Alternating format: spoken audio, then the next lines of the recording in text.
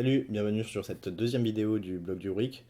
Alors je vais vous présenter tout d'abord mon QLED, qui n'est pas fini, il me manque... enfin, je l'avais fait mais c'est que je le remets au propre, c'est-à-dire je refais le circuit. Là il me manque à lui souder les masses, mais enfin, je vais faire un système de raccordement propre de chaque masse à de chaque étage de masse en fait.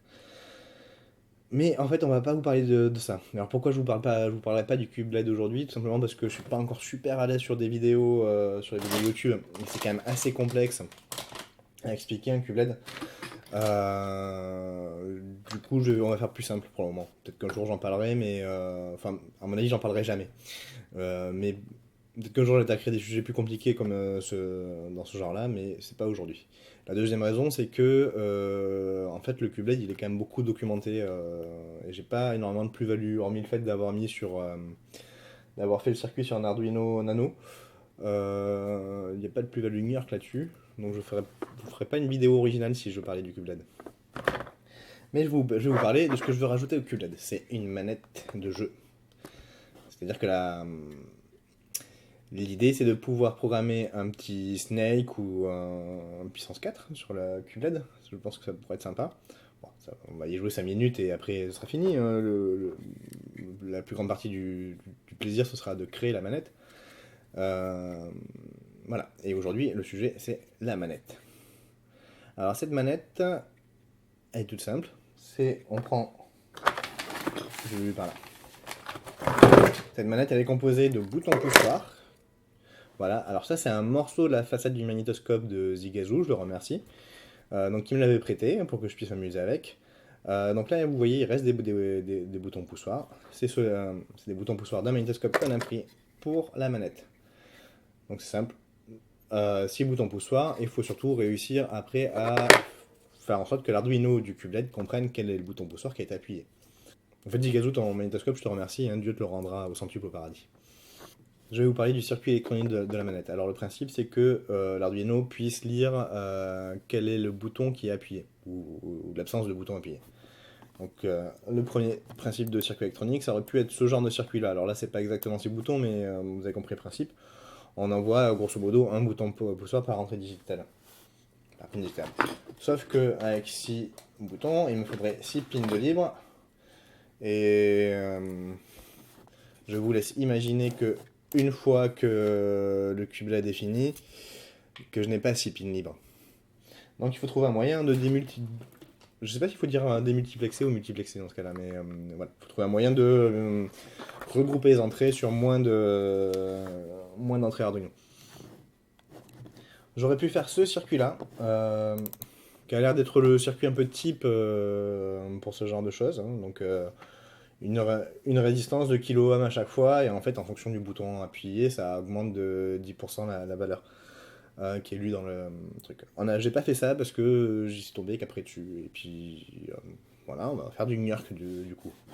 Alors du coup, mon circuit. Alors, le circuit il est composé de 6 boutons poussoirs pour la manette. À chaque bouton poussoir, à son cul, il y a une résistance. Vous remarquez que la valeur de la résistance elle change à chaque fois. Et l'idée, c'est qu'en fait, la valeur qui sera lue en là j'ai prévu A7 sur le nom, mais l'idée, c'est que la valeur analogique qui sera lue au milieu par l'Arduino sera différente en fonction du bouton poussoir appuyé. Je pense que vous comprenez le principe, mais je vais quand même vous l'expliquer dans le détail. Du coup, on imagine, j'appuie sur ce bouton poussoir là, qui est, je crois, le troisième dans mon circuit. Donc celui à 47, celui qui est relié à une résistance de 47 ohms. Mon circuit, je vais lui enlever toutes les zones qui sont ouvertes, hein, puisque ça ne va rien en fait pour la compréhension du circuit. On tombe là-dessus, sur ce circuit-là. Et donc vous reconnaissez un diviseur de tension. Alors, ça vous dit quelque chose? Vous vous en souvenez? Je crois que c'était au collège qu'on faisait ça, de calculer le résultat. Le diviseur de tension, pour vous l'expliquer, donc j'ai mon interrupteur sur le bouton poussoir qui est fermé. Donc, du coup, je le considère comme un fil. Hein. J'ai deux résistances, une de 47 ohms, une de 1 kOhm, et je vais le tout alimenté par 5 volts, c'est l'Arduino. Et on mesure la tension au milieu, entre le ground et le milieu. Je vous rappelle, les bases d'électronique. Comme ça en série, I il est constant partout, l'intensité. Et j'ai aussi surtout U, donc la tension totale, est égale à U1 plus U2. Voilà, avec tout ça, je peux décliner la loi d'Ohm. Donc je pars de U égale RI. Voilà, je me bataille un peu. J'avoue, j'ai quand même pas mal bataillé en fait pour refaire ce genre d'équation, je suis plus du tout habitué. Et à la fin, on trouve que U1 est égal à UR1 sur R1 plus R2. Dans la vidéo précédente, dans la vidéo que je viens de nous passer en accéléré, j'ai exprimé tout ça en fonction de U2, mais c'est pareil. Et comme U1 s'exprime en fonction de la résistance, jusque là vous êtes d'accord qu'en fonction du bouton poussoir qui va être appuyé, la tension sera différente. Alors l'Arduino, il ne mesure pas la tension en fait.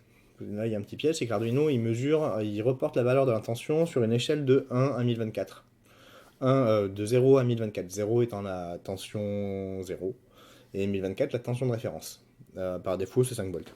On peut lui appliquer une tension de référence. Je suis pas sûr que cette fonction soit linéaire. C'est-à-dire que ce soit une fonction affine pour... je suis pas sûr qu'on puisse faire un tableau en croix en fait. On va le tester ça, remarque. Donc du coup on va faire quelques mesures. Voilà, et on lui mettra une fourche de tension, et dans le code on mettra une fourche de tension à respecter. Voilà pour cette première partie de vidéo. Maintenant on va faire la manette. Bon, j'ai divisé mon écran en plusieurs parties pour le côté pratique de la vidéo. Par là, vous avez Kate, alors j'utilise ça pour développer. Alors je n'utilise pas l'IDE Arduino parce que je ne l'aime pas. Si vous voulez savoir comment faire comme moi pour développer from scratch et compiler à la main, suivez ce lien pour un tuto sur mon blog.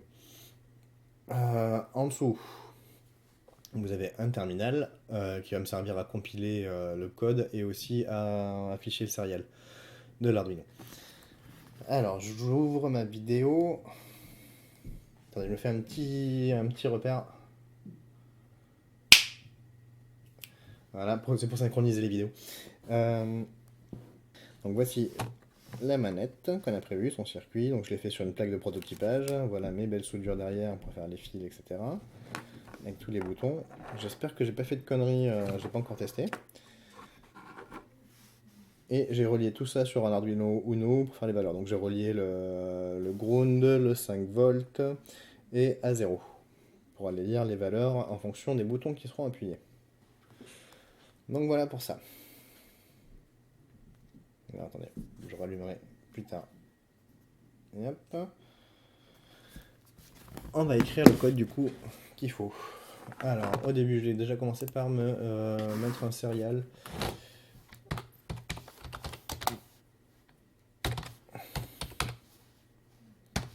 On va mettre un 9600, ça sert à rien d'aller plus vite. Bon, en fait on s'en fout, c'est juste pour du test en plus là. Puis à mon avis on va tenir en 4 lignes de code.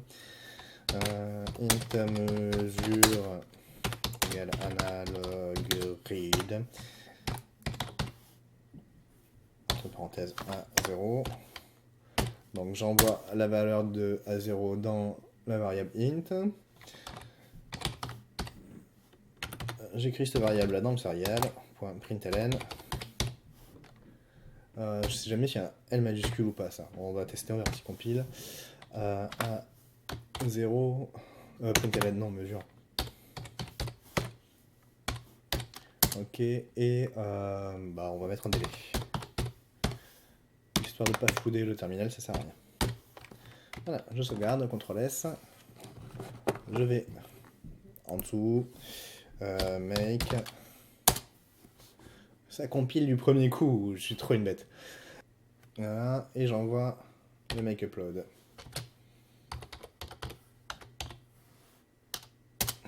Alors, est-ce que ça va bien? Ça clignote comme il faut sur l'Arduino, c'est magique. Voilà, donc maintenant, on va s'afficher. On va s'afficher le serial. Comment on fait ça déjà? J'ai mes anti-sèches qui sont par là. Ok, c'est le programme, c'est Screen. Je peux installer? Ouais, Screen. Screen, la sortie et le botrade. Donc /dev slash tty. Je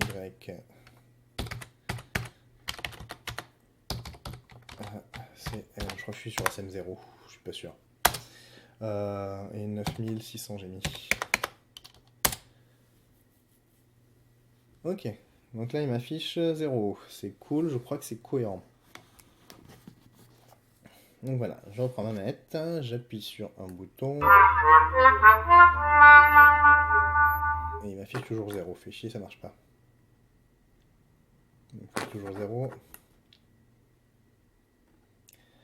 Je crois que j'ai pris la manette que j'avais ratée. Ouais, c'est clair. J'ai pris la manette que j'avais ratée. Alors, en fait, celle que j'ai pas ratée, c'est la rouge. Voilà, bon, je branche sur la rouge, du coup, plutôt. Donc, il m'affiche 0, le serial. Et ça ne marche pas, putain. Trop chiant. 1013, 315, 1001. Ah, putain. 0 sur ce bouton, j'ai des faux contacts partout.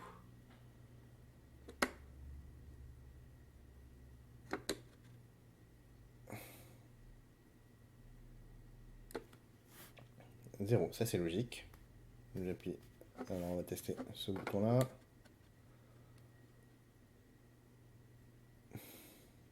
Mmh, 838. 512. Voilà, ça m'a l'air cohérent ça. Le haut 1000 à peu près. Droite 317. Bas 1011, ça me paraît pas très cohérent. Gauche, ça fait rien. Ah putain, je suis bon pour refaire la manette en fait.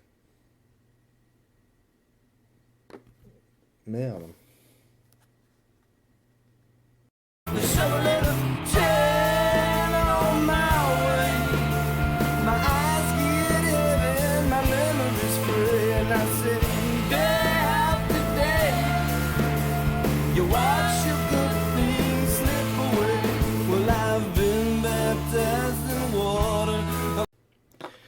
Alors, je vous explique un truc que je me suis aperçu tout à l'heure.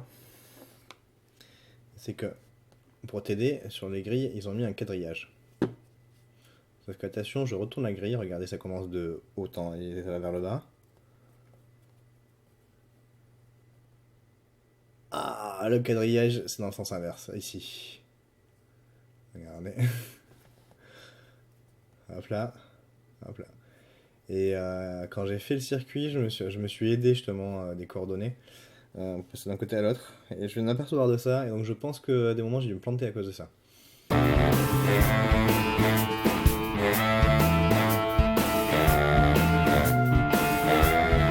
Bon, mais voilà, j'ai tout corrigé. Cette fois, ça a l'air de marcher. Alors, je relance. Je relance le... Yep. Je relance le screen. Fait chier. Attendez, je débranche. Et je rebranche l'Arduino.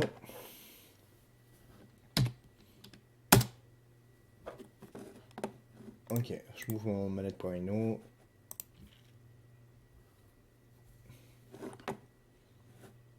Ok, donc le code dans l'Arduino, il contenait ça.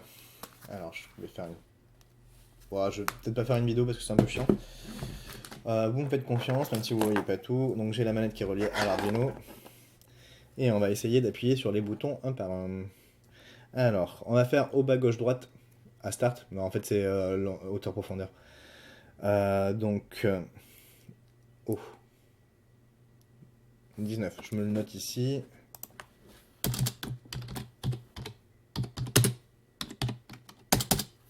Le bas. 11. Ah. On va mettre 8. Bas.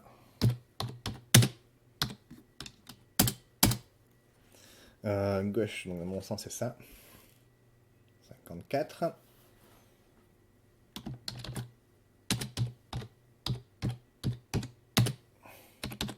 Ah, j'ai oublié de préciser, au final, en fait, j'ai inversé le plus et le moins.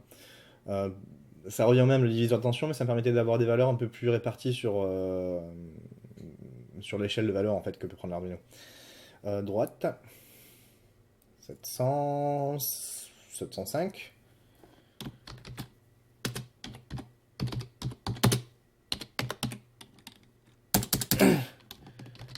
Alors, bouton bas 2, je vais l'appeler comme ça pour le moment.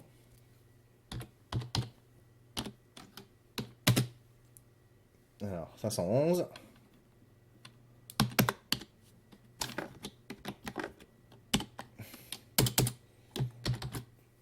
Et O2, 183.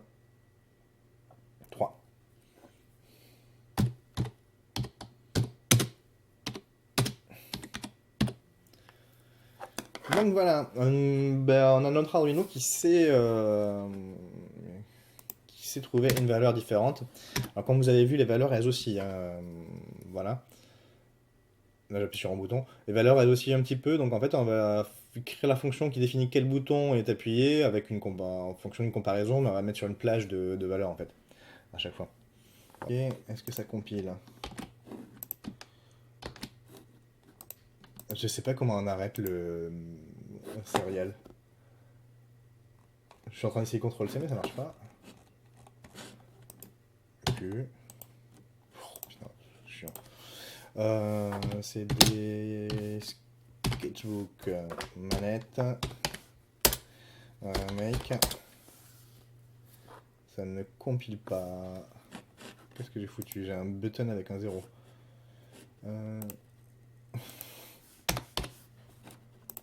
Ok. Make. Ça compile. Make payload.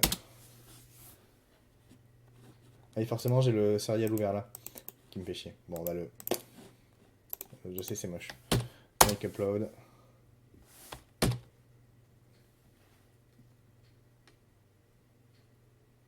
La source Buzzy. À tous les coups j'ai mal fermé.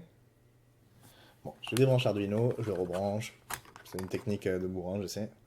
Hop.